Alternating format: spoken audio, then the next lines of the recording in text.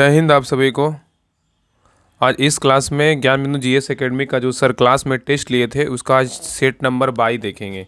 इसके पहले जो है ना सेट दो सेट हम कंप्लीट करवा चुके हैं। अभी हाल ही में जो है ना 4 टेस्ट हुआ था, 2 टेस्ट हुआ था फर्स्ट बैच में और 2 टेस्ट हुआ था सेकेंड बैच में।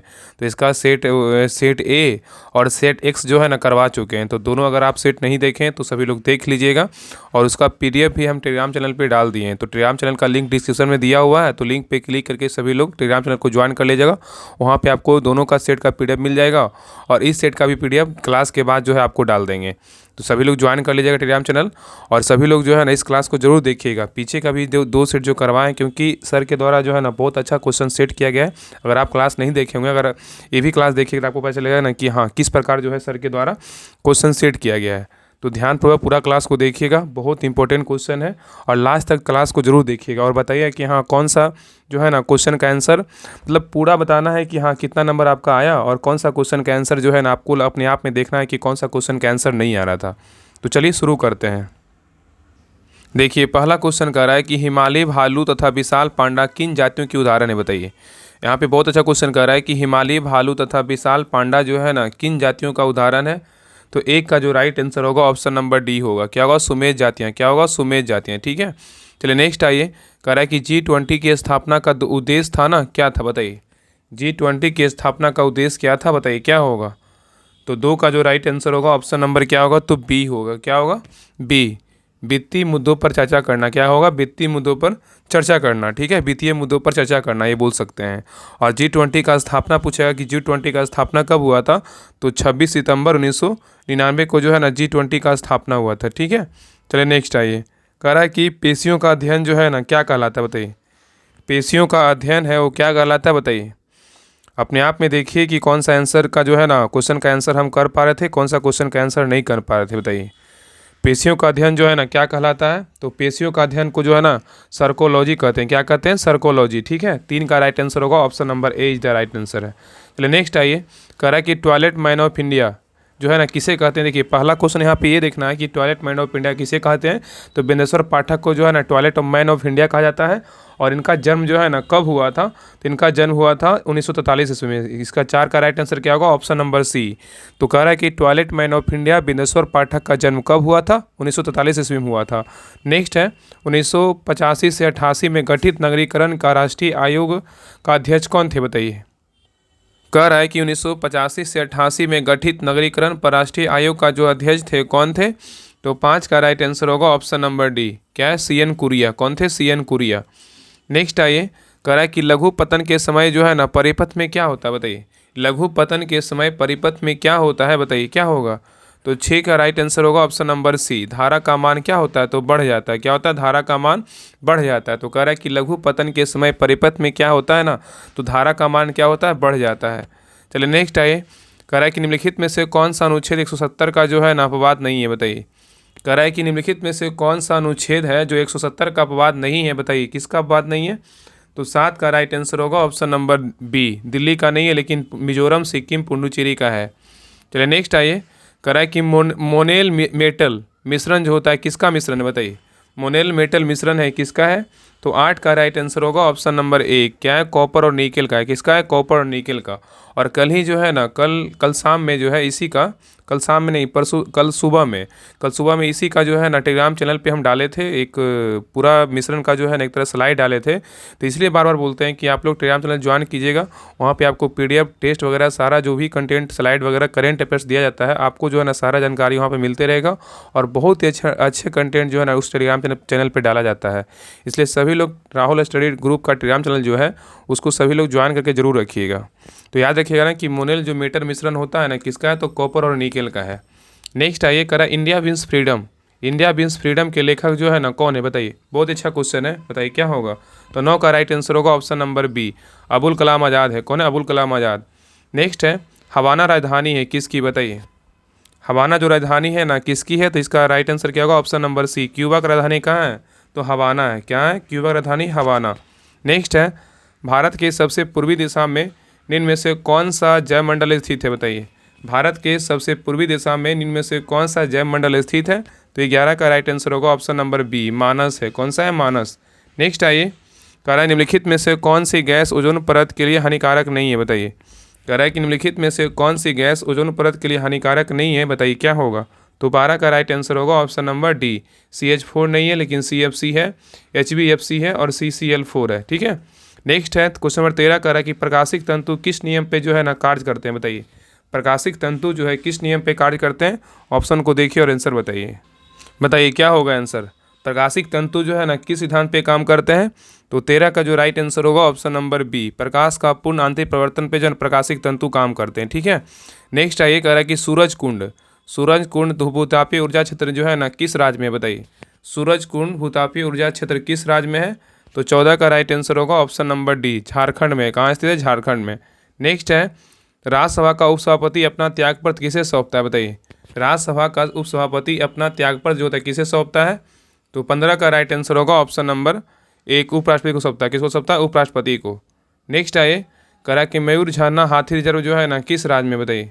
मयूर झरना हाथी रिजर्व किस राज्य में है, तो 16 का राइट आंसर होगा ऑप्शन नंबर सी, पश्चिम बंगाल में। कहाँ स्थित है, पश्चिम बंगाल। नेक्स्ट है ये कह रहा है कि प्राथमिक घाटा प्राप्त होता है किससे प्राप्त होता है, बताइए। प्राथमिक घाटा जो प्राप्त होता है किससे प्राप्त होता है, तो 17 का राइट आंसर होगा ऑप्शन नंबर एक, राजकोषीय घाटा माइनस ब्याज अदायगी से क्या प्राप्त होता है, प्राथमिक घाटा प्राप्त होता है। ठीक है, तो प्राथमिक घाटा किससे प्राप्त होता है, तो राजकोषीय घाटा माइनस ब्याज अदायगी से प्राथमिक घाटा का जो है ना मिलता है। ठीक है, चलिए नेक्स्ट है ये कह रहा है कि अमित्र घात जो है ना किस मगध राजा का अन्य नाम था, बताइए। अमित्र घात जो है ना किस मगध राजा का अन्य नाम था, तो 18 का राइट आंसर होगा ऑप्शन नंबर बी, बिंदुसार। क्या होगा, बिंदुसार। तो कह रहा है अमित्र घात किस मगध राजा का अन्य नाम था, बिंदुसार का था। नेक्स्ट है ये कह रहा है कि कौन सा ग्रंथ तमिल व्याकरण है, बताइए। कौन सा ग्रंथ जो है ना तमिल व्याकरण है, बताइए क्या होगा। कौन सा ग्रंथ जो है तमिल व्याकरण है, तो 19 का राइट आंसर होगा ऑप्शन नंबर डी, तोलकाप्पियम। क्या होगा, तोलकाप्पियम। क्या होगा, तोलकाप्पियम। नेक्स्ट देखिए कह रहा है कि निम्नलिखित में से कौन सा जो है ना निम्नलिखित में से कौन सा आधात्विक खनिज है, बताइए। कह रहा है कि निम्नलिखित में से कौन सा आधात्विक खनिज है, बताइए क्या होगा। तो 20 का राइट आंसर होगा ऑप्शन नंबर सी, माइका है। क्या है, माइका। नेक्स्ट कह रहा है अंग्रेजों ने सुल्तानाती कालीकता एवं गोविंदपुर की जमींदारी कितने में जो है ना खरीदी है, बताइए। कह रहा है कि अंग्रेजों ने सुल्तानाती कालीकता एवं गोविंदपुर की जमींदारी कितने में खरीदी, तो 21 का राइट आंसर क्या होगा, 21 का राइट आंसर होगा ऑप्शन नंबर एक, 1200 रुपये में। क्या होगा, 1200 रुपये में। नेक्स्ट है ये कह रहा है कि मुगल बादशाह ने किसे नवाब की पदवी जो है ना प्रदान की, बताइए। मुगल बादशाह ने किसे जो है नवाब की पदवी प्रदान की, तो 22 का राइट आंसर होगा ऑप्शन नंबर एक, डुप्ले को। किसको किया, डुप्ले को। नेक्स्ट है कह रहा है कि पालखेड़ा का युद्ध जो है ना कब हुआ था, तो पहला क्वेश्चन है कि 1728 में हुआ था। और पालखेड़ा का जो युद्ध 1728 में लड़ा गया था किसके बीच लड़ा गया था, बताइए। पहला क्वेश्चन तो याद रखिएगा कि पालखेड़ा का जो युद्ध हुआ था कब हुआ, 1728 में हुआ था और किसके बीच हुआ था, बताइए क्या होगा। तो 23 का राइट आंसर होगा ऑप्शन नंबर एक, हैदराबाद के निजाम एवं मराठा पेशवा बाजीराव प्रथम के बीच जो है ना पालखेड़ा का युद्ध कब हुआ था, 1728 में। किसके बीच हुआ था, तो हैदराबाद के निजाम एवं मराठा पेशवा बाजीराव प्रथम के बीच हुआ था पालखेड़ा का युद्ध। नेक्स्ट आइए कह रहा है कि वर्ष 1798 ईस्वी में लॉर्ड वेलेस्ली द्वारा प्रस्तावित सहायक संधि एलायंस को स्वीकार करने वाला सबसे पहला भारतीय शासक कौन था, बताइए। कह रहा है कि वर्ष 1798 ईस्वी में लॉर्ड वेलेस्ली द्वारा प्रस्तावित सहायक संधि को स्वीकार करने वाला सबसे पहला भारतीय शासक कौन था, तो 24 का राइट आंसर होगा ऑप्शन नंबर बी, हैदराबाद की निजाम। क्या होगा, हैदराबाद की निजाम। चलिए नेक्स्ट क्वेश्चन पे आइए। नेक्स्ट क्वेश्चन कह रहा है कि सिख राज में राखी प्रथा के अंतर्गत प्रत्येक गांव से उपज का कितना भाग लेकर दल खालसा में सुरक्षा के प्रबंध हेतु लिया जाता था, बताइए। कह रहा है कि सिख राज्य में राखी प्रथा के अंतर्गत प्रत्येक गांव से उपज का कितना भाग लेकर दल खालसा में सुरक्षा के प्रबंधन हेतु लिया जाता था, बताइए कितना भाग लिया जाता था। तो 25 का राइट आंसर होगा ऑप्शन नंबर एक, उपज का 1/5 भाग। क्या होगा, उपज का 1/5 भाग। नेक्स्ट है कह रहा है कि रणजीत सिंह का राज जो है ना 4 मतलब सूबों और प्रांत में बटा था, जो है किस, बताइए कौन कौन सा है। कह रहा है कि रणजीत सिंह का राज 4 मतलब सूबों और प्रांत में बटा था, जो कौन कौन था। तो 26 का राइट आंसर होगा option number B, Peshawar, Kashmir, Multan और क्या होगा, लाहौर। पेशावर, कश्मीर, मुल्तान एवं लाहौर था। नेक्स्ट है ये कह रहा ईस्ट इंडिया कंपनी को राजदूत राज्यों में सहायक संधि करने का मुख्य उद्देश्य क्या था, बताइए। ईस्ट इंडिया कंपनी का राजदूत राज्यों से सहायक संधि करने का जो मुख्य उद्देश्य था क्या था, तो 27 का राइट आंसर होगा ऑप्शन नंबर डी, अंग्रेजों की प्रभुसत्ता स्थापित करना। क्या होगा? अंग्रेजों की प्रभुसत्ता स्थापित करना। नेक्स्ट आइए, कह रहा है कि ठगों के दमन में निम्नलिखित में से कौन संबंध था? बताइए, ठगों के दमन में निम्नलिखित में से कौन संबंध था? बताइए क्या होगा? तो 28 का राइट आंसर होगा ऑप्शन नंबर बी, कैप्टन सलीमैन। क्या होगा? कैप्टन सलीमैन। नेक्स्ट आइए, कह रहा है सूची 1 सूची 2 को मिलाना है। यहाँ पे सूची 1 में जो है ना काश्तकारी अधिनियम दिया हुआ है, और यहाँ पे कौन सा काश्तकारी अधिनियम कब हुआ था इसके बारे में दिया हुआ है। देखिए, पहला कह रहा है कि बंगाल का काश्तकारी अधिनियम कब हुआ था। याद रखिएगा कि बंगाल का जो काश्तकारी अधिनियम हुआ था, ये कब हुआ था? 1885 में हुआ था। बंगाल का काश्तकारी अधिनियम कब हुआ था? 1885 में हुआ था। अवध नेक्स्ट है, अवध लगान अधिनियम एवं मद्रास काश्तकारी विधेयक कब हुआ था? ये हुआ था 1886 में। तो याद रखिएगा कि अवध लगान अधिनियम एवं मद्रास काश्तकारी विधेयक जो हुआ था ये 1886 में हुआ था। और नेक्स्ट है दक्कनकारी काश्तकारी अधिनियम कब हुआ था? तो 1879 में हुआ था। और नेक्स्ट है कि मध्य प्रांत काश्तकारी विधेयक कब हुआ था? 1883 में हुआ था। तो इसका जो राइट आंसर होगा ऑप्शन नंबर क्या होगा? 1, 2, 3, 4 होगा।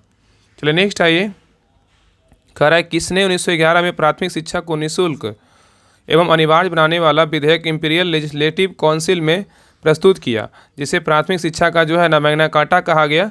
बताइए क्या होगा? तो 30 का राइट आंसर होगा ऑप्शन नंबर 1, गोपाल कृष्ण गोखले। क्या होगा? गोपाल कृष्ण गोखले। तो कह रहा है किसने 1911 में प्राथमिक शिक्षा को निःशुल्क एवं अनिवार्य बनाने वाला विधेयक इंपीरियल लेजिस्लेटिव काउंसिल में प्रस्तुत किया, जिसे प्राथमिक शिक्षा का मैग्ना कार्टा कहा गया? तो गोपाल कृष्ण गोखले। नेक्स्ट आइए, कह रहा है कि तथाकथित प्रथम राष्ट्रीय स्वतंत्रता संग्राम न प्रथम और न राष्ट्रीय और न ही स्वतंत्रता संग्राम था, यह कथन संबंध है किससे? बताइए। कह रहा है कि तथाकथित प्रथम राष्ट्रीय स्वतंत्रता संग्राम न प्रथम न राष्ट्रीय और न ही स्वतंत्रता संग्राम था, यह कथन संबंध है। बताइए किससे है? तो 31 का राइट आंसर क्या होगा? ऑप्शन नंबर 1, आरसी मजूमदार से। क्या होगा? आरसी मजूमदार से। ठीक है, याद रखिएगा। चलिए नेक्स्ट आइए, क्वेश्चन नंबर 32 पे कह रहा है कि 1857 की क्रांति के बारे में निम्नलिखित में से कौन सी एक अवधारणा सही है? बताइए। कह रहा है कि 1857 की क्रांति के बारे में निम्नलिखित में से कौन सा एक अवधारणा सही है? बताइए, ऑप्शन को पढ़िए और बताइए कौन सा एक अवधारणा जो है ना 1857 की क्रांति के बारे में बिल्कुल क्या है? तो सही है। तो 32 का राइट आंसर होगा ऑप्शन नंबर सी, इसने भारत में ईस्ट इंडिया कंपनी की शासन प्रणाली को मृतप्राय बना दिया था। क्या किया था? इसने भारत में ईस्ट इंडिया कंपनी की शासन प्रणाली को मृतप्राय बना दिया। नेक्स्ट आइए, क्वेश्चन नंबर 33 पे कह रहा है कि विधवा पुनर्विवाह के समर्थन 1878 में निम्नलिखित में से किसने राजमुंद्री सोशल रिफॉर्म एसोसिएशन की स्थापना की थी? बताइए। कह रहा है कि विधवा पुनर्विवाह के समर्थन में 1878 में निम्नलिखित में से किसने राजमुंद्री सोशल रिफॉर्म एसोसिएशन की स्थापना की थी? बताइए क्या होगा? तो 33 का राइट आंसर होगा ऑप्शन नंबर डी, वीरेंद्र सालिंगम पंतलू। क्या है? वीरेंद्र सालिंगम पंतलू। चलिए नेक्स्ट आइए, कह रहा है कि निम्नलिखित में से किसके विचारों से प्रेरित होकर मुकुंद राव पाटिल एवं शंकर राव जाधव ने एक ब्राह्मण विरोधी एवं प्रबल कांग्रेस विरोधी बहुजन समाज की जो है ना स्थापना की? बताइए। कह रहा है कि निम्नलिखित में से किसके विचारों से प्रेरित होकर मुकुंद राव पाटिल एवं शंकर राव जाधव ने एक ब्राह्मण विरोधी एक प्रबल कांग्रेस विरोधी बहुजन समाज की स्थापना किया था? बताइए। तो 34 का राइट आंसर क्या होगा? Option number 1, Jyotiba Phule. क्या होगा? ज्योतिबा फूले। चलिए नेक्स्ट क्वेश्चन पे आइए। नेक्स्ट कह रहा है कि 1930 के दशक में बिहार में किसान आंदोलन का नेतृत्व किसने किया था? बताइए। 1930 के दशक में बिहार में किसान आंदोलन का नेतृत्व किसने किया था? बताइए क्या होगा? तो 35 का राइट आंसर होगा ऑप्शन नंबर सी, स्वामी सहजानंद। क्या होगा? स्वामी सहजानंद होगा। चलिए नेक्स्ट आइए, कह रहा है कि 1875 का दक्कन विद्रोह संबंधित था किससे? बताइए। 1875 का दक्कन विद्रोह जो संबंधित था किससे था? तो 36 का राइट आंसर होगा ऑप्शन नंबर 1, कृषक आंदोलन से। क्या होगा? कृषक आंदोलन से। नेक्स्ट आइए, कह रहा है कि राधा कृष्णन आयोग का गठन जो है ना कब किया गया था? बताइए। राधा कृष्णन आयोग का जो गठन था वो कब किया गया था? तो 37 का राइट आंसर होगा ऑप्शन नंबर 1, 1948 में। कब किया गया था? 1948 में। चलिए नेक्स्ट आइए, क्वेश्चन नंबर आइए 38 पे। निम्न में से किसके तहत प्रावधान किया गया कि 14 वर्ष की आयु तक के बच्चों के लिए निःशुल्क एवं अनिवार्य प्राथमिक शिक्षा प्रदान किए जाएँ? बताइए। निम्न में से किसके तहत प्रावधान किया गया कि 14 वर्ष की आयु तक के बच्चों के लिए निःशुल्क एवं अनिवार्य प्राथमिक शिक्षा प्रदान की जाए? बताइए किसके तहत किया गया था? तो 38 का राइट आंसर होगा ऑप्शन नंबर 1, राष्ट्रीय शिक्षा नीति। क्या होगा? 1968। क्या होगा? राष्ट्रीय शिक्षा नीति 1968। नेक्स्ट आइए, कह रहा है कि अधोलिखित में कांग्रेस के किस अधिवेशन में 13 सूत्रीय अस्थायी कृषि कार्यक्रम जो है ना घोषित किया गया था? बताइए। कह रहा है कि अधोलिखित में कांग्रेस के किस अधिवेशन में 13 सूत्रीय अस्थायी कृषि कार्यक्रम घोषित किया गया था? बताइए कब किया गया था? तो 39 का राइट आंसर होगा ऑप्शन नंबर 1, फैजपुर अधिवेशन में। कब किया गया था? 1937 में। क्या हुआ? फैजपुर अधिवेशन 1937। चलिए नेक्स्ट आइए, अध्यक्ष सुभाष चंद्र बोस के इस्तीफा, अध्यक्ष सुभाष चंद्र बोस के इस्तीफा देने के बाद मतलब पश्चात इंडियन नेशनल कांग्रेस का कौन अध्यक्ष जो है ना चुना गया था? बताइए। कह अध्यक्ष सुभाष चंद्र बोस के इस्तीफा देने के पश्चात इंडियन नेशनल कांग्रेस का कौन अध्यक्ष चुना गया था? बताइए क्या होगा? तो 40 का राइट आंसर होगा option number B, Rajendra Prasad को। किसको चुना गया था? राजेंद्र प्रसाद को चुना गया था। नेक्स्ट आइए, कह निम्नलिखित में से किसने या किनसे भारत में अंग्रेजी शिक्षा की नींव पड़ी थी? बताइए। कह निम्नलिखित में से किससे जो है ना भारत में अंग्रेजी शिक्षा का नींव पड़ी? बताइए क्या होगा? 41 का जो राइट आंसर होगा ऑप्शन नंबर क्या होगा? तो डी होगा। 1 2 3 तीनों होगा। 1813 का चार्टर एक्ट से भी पढ़ा, और general committee of public interaction 1823 से भी पढ़ा, और प्राच्यविद एवं आंग्लविद विवाद से भी पढ़ा। ठीक है, तो इसका राइट आंसर क्या होगा? 1 2 3 तीनों होगा। नेक्स्ट कह रहा है कि भारतीय विधानपालिका प्रथम बार द्विसदनीय बनाई गई। बताइए किसके द्वारा? भारतीय विधानपालिका प्रथम बार द्विसदनीय बनाई गई किसके द्वारा?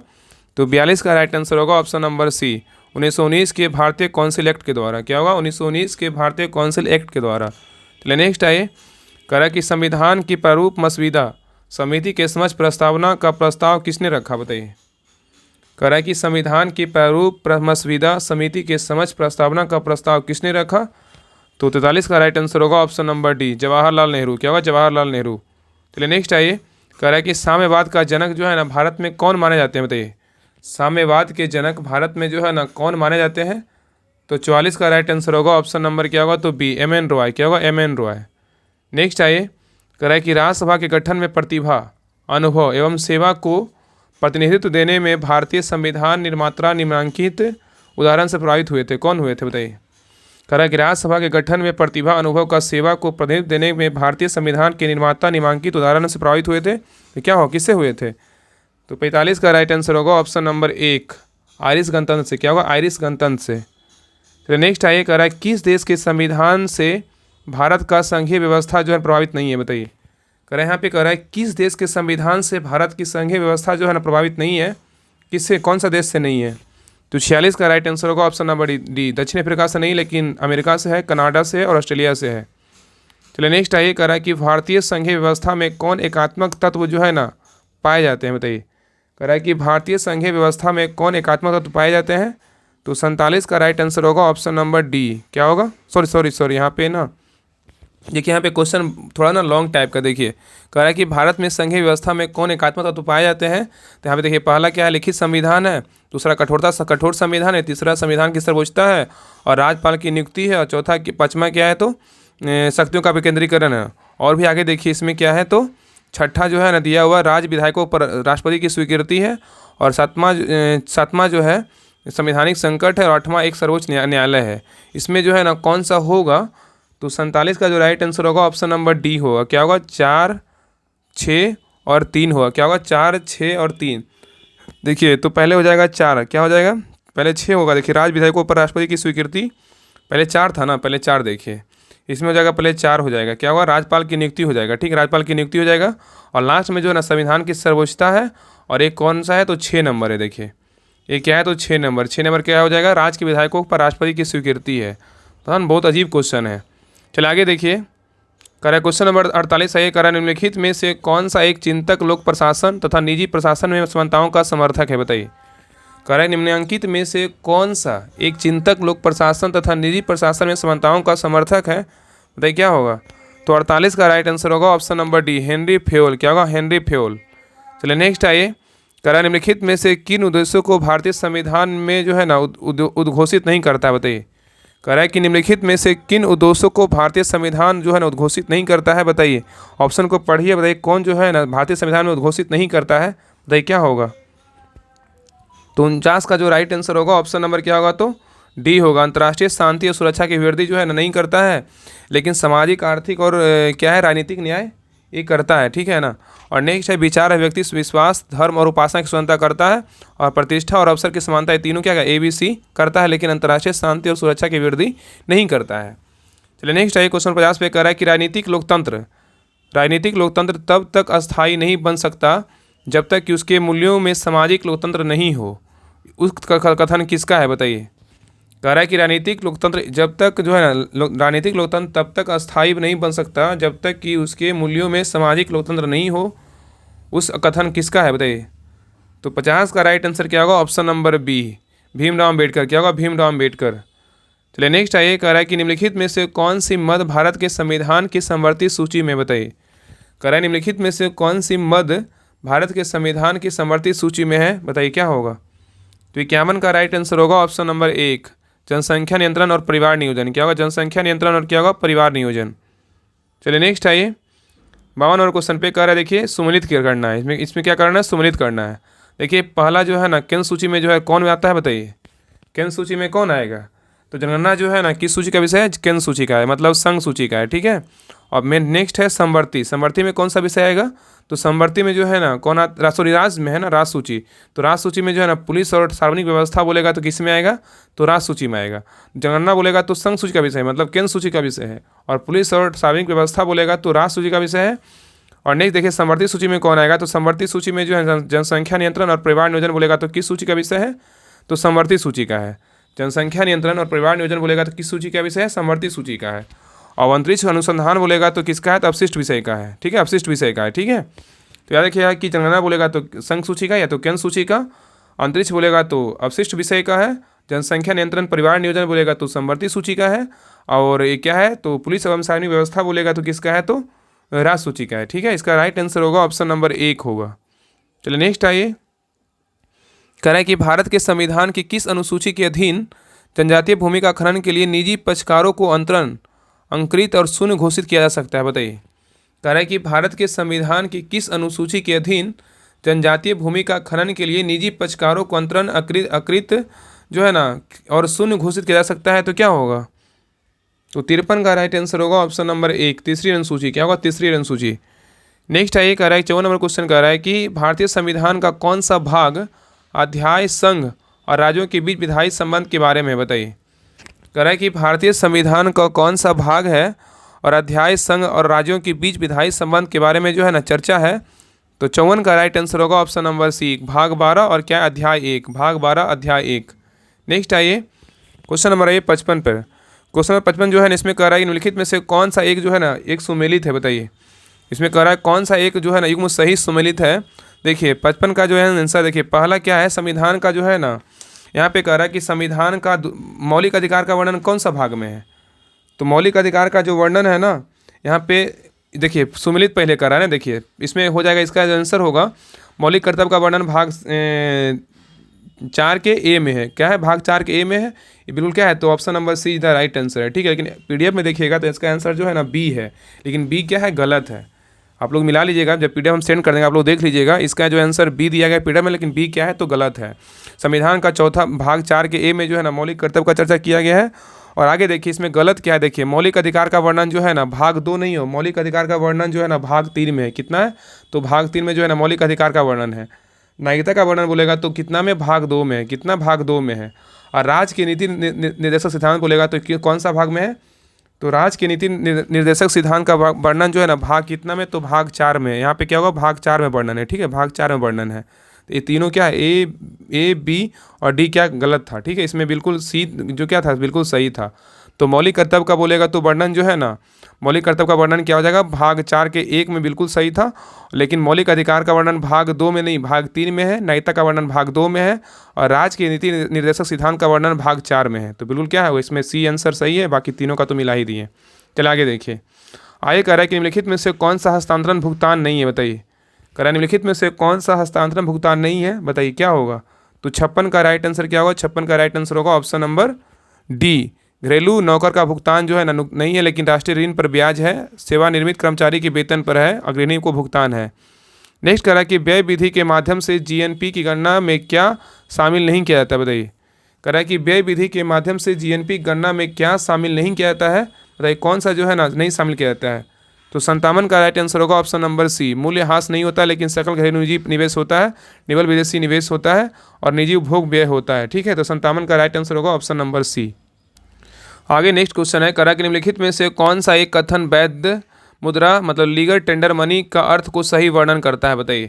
कौन सा इस ऑप्शन में छांटना है कि कौन सा जो है ना एक कथन है जो वैध मुद्रा मतलब लीगल टेंडर मनी का अर्थ को सही वर्णन करता है, बताइए क्या होगा। तो 58 का राइट आंसर होगा ऑप्शन नंबर बी, वह मुद्रा जो कोई ऋणदाता अपने दावों के निपटाने में स्वीकार करने के लिए क्या हो बाध्य होता है, वही जो क्या कहलाता है लीगल टेंडर मनी कहलाता है।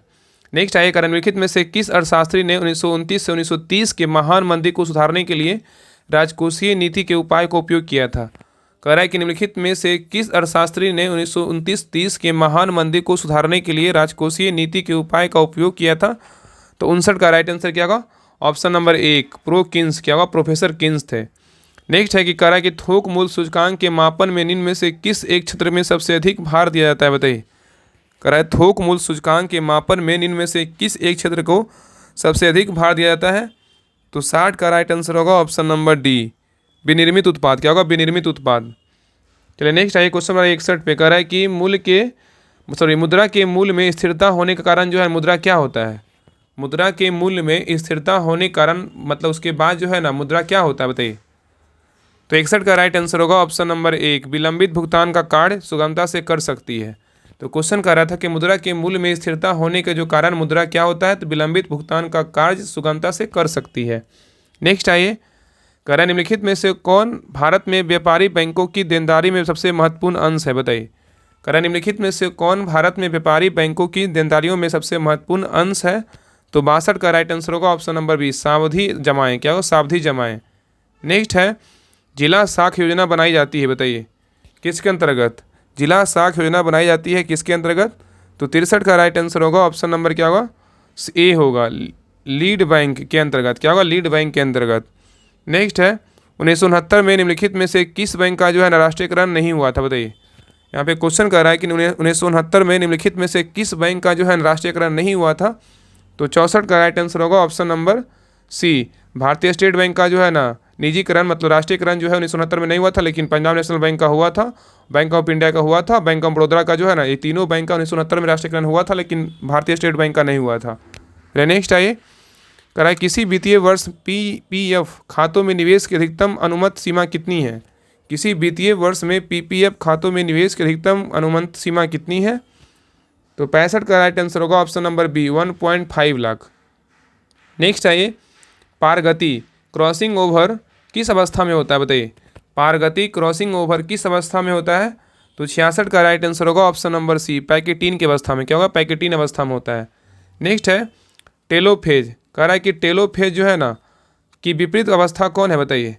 टेलोफेज की विपरीत अवस्था क्या है। तो 67 का राइट आंसर होगा ऑप्शन नंबर क्या होगा, तो ए होगा, प्रोफेज है क्या है, प्रोफेज। नेक्स्ट है, निम्नलिखित में से किस कोशिकीय संरचना की खोज फोंटाना के द्वारा जो है ना किया गया था, बताइए।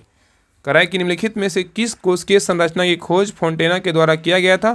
तो 68 का राइट आंसर होगा ऑप्शन नंबर क्या होगा, तो ए, केंद्रिका क्या होगा, केंद्रिका। चलिए नेक्स्ट आइए, कह रहा है कि पौधों का सबसे बाहरी स्तर या छिलका को क्या कहते हैं, बताइए। पौधों का सबसे बाहरी स्तर या छिलका को क्या कहते हैं। तो 69 का राइट आंसर होगा ऑप्शन नंबर एक, अधिचर्म कहते हैं, क्या कहते हैं, एपिडर्मिस कहते हैं। इंग्लिश में क्या कहेंगे, एपिडर्मिस या तो अधिचर्म कहेंगे। एपिडर्मिस थोड़ा सा इजीली लगेगा याद करने में, इसलिए इंग्लिश में भी टर्म क्या करिए, याद रखिएगा। चलिए नेक्स्ट आइए, कह रहा है शुष्क स्थानों पर पाए जाने वाले पौधे के एपिडर्मिस में कौन सी परत होती है जो पौधे में जल हानि को क्या करता है, रोकता है। कह रहा है शुष्क स्थानों पर पाए जाने वाले पौधे के एपिडर्मिस में कौन सी परत होती है जो पौधे में जलहानि को रोकता है। तो 70 का राइट आंसर क्या होगा, 70 का राइट आंसर होगा ऑप्शन नंबर बी, क्यूटिकल क्या होगा, क्यूटिकल। चलिए नेक्स्ट आइए, कह रहा है निम्नलिखित में से कौन सा उत्तक तंत्र पौधे के संपूर्ण मध्य भाग का निर्माण करता है, बताइए। कह रहा है निम्नलिखित में से कौन सा उत्तक तंत्र पौधे के संपूर्ण मध्य भाग का निर्माण करता है। तो 71 का राइट आंसर क्या होगा, 71 का राइट आंसर होगा option number B, ground of fundamental tissue system. तो कह रहा है कि निम्नलिखित में से कौन सा उत्तक है जो तंत्र पौधे के संपूर्ण मध्य भाग का निर्माण करता है। तो ground of fundamental tissue system. चलिए नेक्स्ट क्वेश्चन पे आइए, कह रहा है कि राष्ट्रीय एड्स नियंत्रण संगठन national AIDS control organisation NACO की स्थापना जो है ना कब हुआ था, बताइए। राष्ट्रीय एड्स नियंत्रण संगठन NACO की स्थापना कब हुआ था, बताइए क्या होगा। तो 72 का राइट आंसर होगा ऑप्शन नंबर बी, 1992 में स्थापना हुआ था NACO का, राष्ट्रीय एड्स नियंत्रण संगठन। अगर इंग्लिश में फुल फॉर्म बात करें तो नेशनल एड्स कंट्रोल ऑर्गेनाइजेशन होता है। चलिए नेक्स्ट आइए, कह रहा है कि जापानी इंसेफ्लाइटिस एक प्रकार का क्या है, बताइए। जापानी इंसेफ्लाइटिस एक प्रकार का जो है ना क्या है, तो 73 का राइट आंसर होगा ऑप्शन नंबर 1, विषाणु जनित रोग है। चलिए नेक्स्ट आइए, कह रहा है कि वायरस की संरचना में प्रोटीन का खोल जो है, जो न्यूक्लिक एसिड के चारों ओर रहता है, उसे क्या कहते हैं बताइए। कह रहा है कि वायरस की संरचना में प्रोटीन का खोल जो न्यूक्लिक एसिड के चारों ओर रहता है, उसे क्या कहते हैं, तो 74 का राइट आंसर होगा ऑप्शन नंबर 1, कैप्सिड कहते हैं। क्या कहते हैं, कैप्सिड। नेक्स्ट कह रहा है कि निम्नलिखित में से कौन सा एक शैलों के विशिष्ट लक्षण नहीं है बताइए। कह रहा है निम्नलिखित में से कौन सा एक शैवालों, कह रहा है निम्नलिखित में से कौन सा एक शैवालों को जो है ना विशिष्ट लक्षण नहीं है बताइए। कौन सा एक जो है शैवालों का विशिष्ट लक्षण नहीं है बताइए, क्या होगा। देखिए इसका जो है ना पहला, इनका शरीर जो है ना, इनका शरीर थैलेमस के समान होता है, बिल्कुल क्या है, तो सही है। इसमें क्लोरोफिल पाया जाता है, बिल्कुल क्या है, तो सही है। देखिए सी नंबर कर रहा है, अधिकांश शैवाल जलीय होते हैं, भी क्या है, बिल्कुल सही है। ठीक है, अधिकांश शैवाल जो है जलीय होते हैं, बिल्कुल क्या है, तो सही है, इसका लक्षण है। लेकिन शैवाल के थैलस सदृश शरीर के वास्तविक ऊतक से बने होते हैं, क्या है, गलत है, ये लक्षण जो है नहीं है। तो शैवाल के विशिष्ट लक्षण क्या है, ए, बी और सी है, लेकिन डी क्या है, नहीं। इसका right answer option number D होगा। चलिए नेक्स्ट आइए, कह रहा है शैवालों की कोशिका भित्ति किसकी बनी होती है बताइए। शैवालों की कोशिका भित्ति किसकी बनी होती है, 76 का राइट आंसर होगा ऑप्शन नंबर डी, सेलुलोज का बना। किसका बना, सेलुलोज का बना होता है। नेक्स्ट कह रहा है कि ब्रूनस ग्रंथि आहार नाल के किस भाग में पाए जाते हैं बताइए। ब्रूनस ग्रंथि आहार नाल के किस भाग में पाए जाते हैं, तो 77 का राइट आंसर क्या होगा, ऑप्शन नंबर सी, छोटी आंत में। क्या होगा, छोटी आंत में। नेक्स्ट आइए, कह रहा है किस शैवाल में आयोडीन प्राप्त होता है बताइए।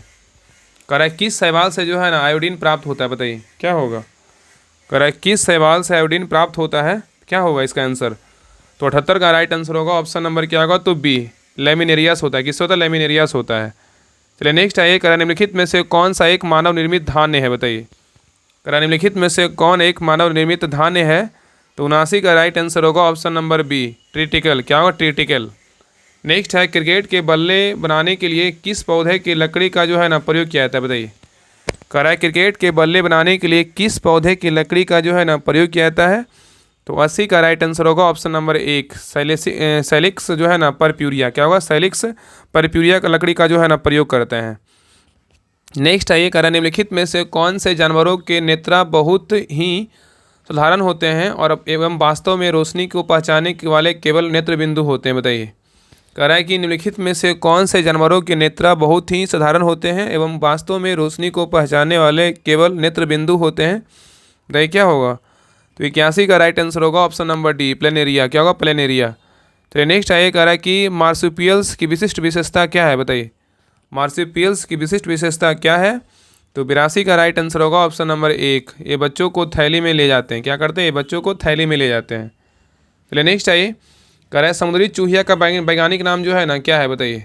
समुद्री चूहिया का जो वैज्ञानिक नाम क्या है, 83 का राइट आंसर होगा ऑप्शन नंबर बी, काइटीन। क्या होगा, काइटीन।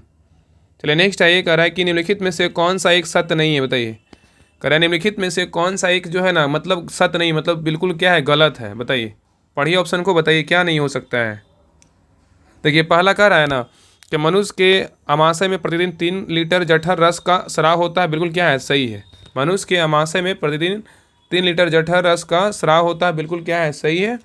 और नेक्स्ट कह रहा है कि आमाशय में प्रोटीन का पाचक प्रमुख स्थान होता है। ठीक है, आमाशय जो है ना, आमाशय प्रोटीन पाचक का प्रमुख स्थान होता है, बिल्कुल क्या है, ये भी सही है। और तीसरा कह रहा है सी में कि आमाशय में प्रोटीन के अतिरिक्त भोजन के वसा का भी पाचन होता है, बिल्कुल क्या है, तो सही है। तो कह रहा है कि आमाशय में प्रोटीन के अतिरिक्त जो है ना अतिरिक्त भोजन के वसा का भी पाचन होता है, बिल्कुल क्या है, सही है। और चौथा कह रहा है कि आमाशय पाचन के बाद भोजन का स्वरूप गाढ़े लेई के तरह हो जाता है, उसे क्या कहते हैं, चाइल। ये क्या है, गलत है। क्या है, चाइल नहीं कहते हैं, काइम कहते हैं। क्या कहते हैं, काइम। याद रखिएगा, काइम कहते हैं। ठीक है, काइम कहते हैं। ठीक है, काइम याद रखिएगा कि आमाशय पाचन के बाद भोजन का स्वरूप गाढ़े लेई के तरह हो जाता है, उसे चाइल नहीं, ना कि चाइल नहीं कहते हैं, लेकिन क्या कहते हैं, काइम कहते हैं। क्या हुआ, काइम कहते हैं। ठीक है, इसलिए क्या है, ये डी ऑप्शन क्या है, गलत है। यहाँ पे चाइल नहीं होगा, यहाँ पे काइम होगा। चलिए नेक्स्ट आइए, कह रहा है निम्नलिखित में से कौन सी रचना मुख गुहा से भोजन को श्वास नली में जाने से रोकता है बताइए। कह रहा है निम्नलिखित में से कौन सी रचना मुख गुहा से भोजन को श्वास नली में जाने से रोकता है, तो 85 का राइट आंसर क्या होगा, ऑप्शन नंबर सी, एपीग्लोटिक्स। क्या होगा, एपीग्लोटिक्स। ठीक है, याद रखिएगा। चलिए नेक्स्ट आइए, कह रहा है कि भारतीय नौसेना ने हाल ही में इंजीनियरिंग उपकरणों के लिए किसके साथ समझौता किया है बताइए। भारतीय नौसेना ने हाल ही में इंजीनियरिंग उपकरणों के लिए किसके साथ समझौता किया है, तो 86 का राइट आंसर होगा ऑप्शन नंबर BEMMAL लिमिटेड। क्या होगा? BEML limited. नेक्स्ट है, हाल ही में भारत में 3 और नए रामसर साइट बने हैं। अब देश में ऐसे स्थलों की संख्या बढ़कर कितनी हो गई है? देखिए क्या होगा? 87 का राइट आंसर होगा ऑप्शन नंबर बी, 85 होगा। कितने? 85।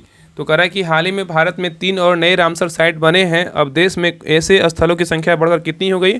तो 85 हो गया है। नेक्स्ट है, कह रहा आगामी महिला T20 विश्व कप का आयोजन बांग्लादेश की जगह अब किस देश में किया जाएगा? बताइए क्या होगा? तो 88 का राइट आंसर होगा ऑप्शन नंबर डी, UAE में। क्या होगा? UAE में।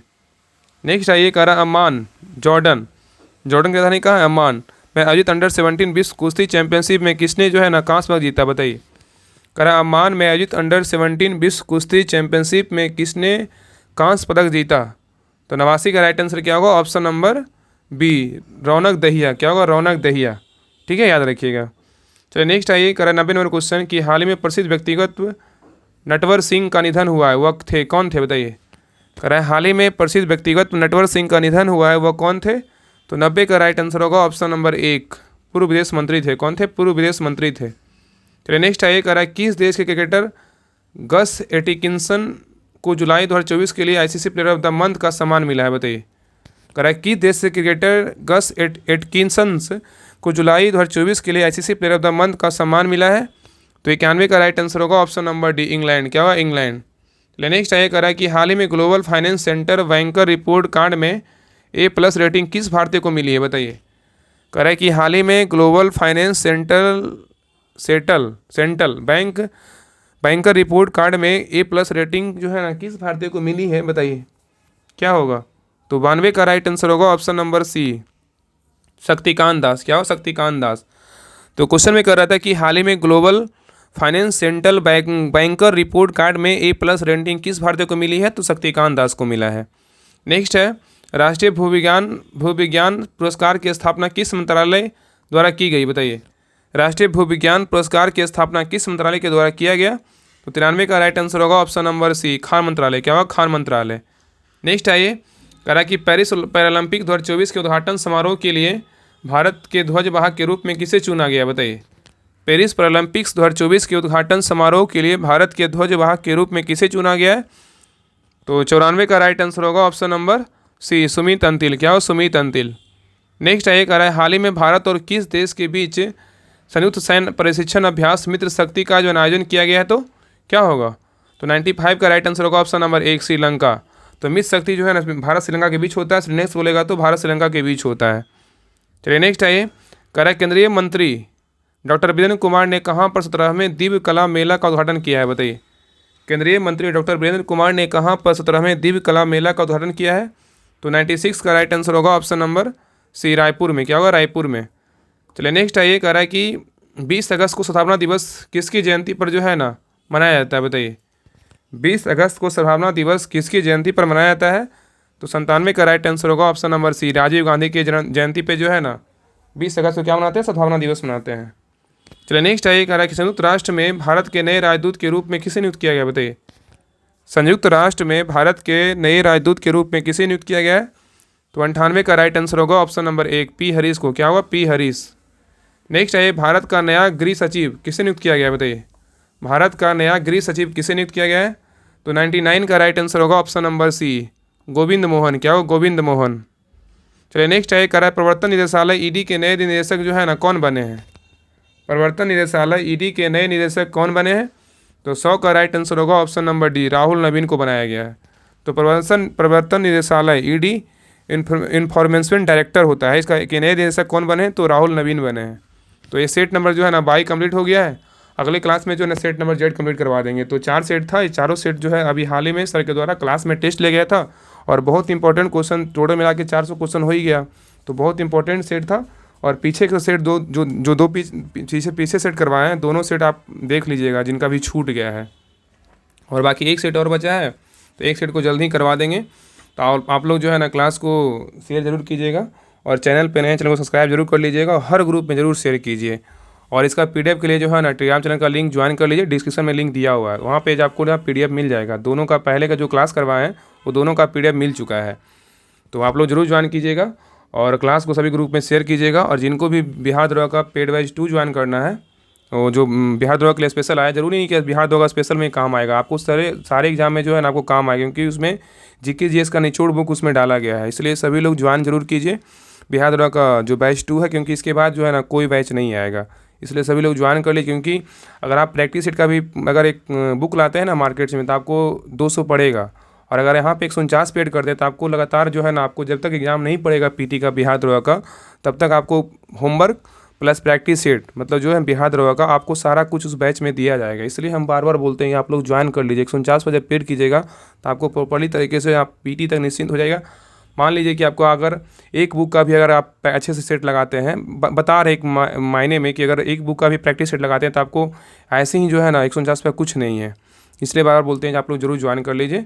अगर कुछ क्वेरी हो तो आप नंबर पे कॉल कीजिएगा 7549392490। इस नंबर पे कॉल कीजिएगा, कुछ भी जानकारी लेना हो इस नंबर पे कॉल करके पूछ लीजिएगा। तो क्लास कैसा लगा जरूर कमेंट में बताइएगा। तो मिलते हैं नेक्स्ट टाइम में, तब तक के लिए जय हिंद जय भारत।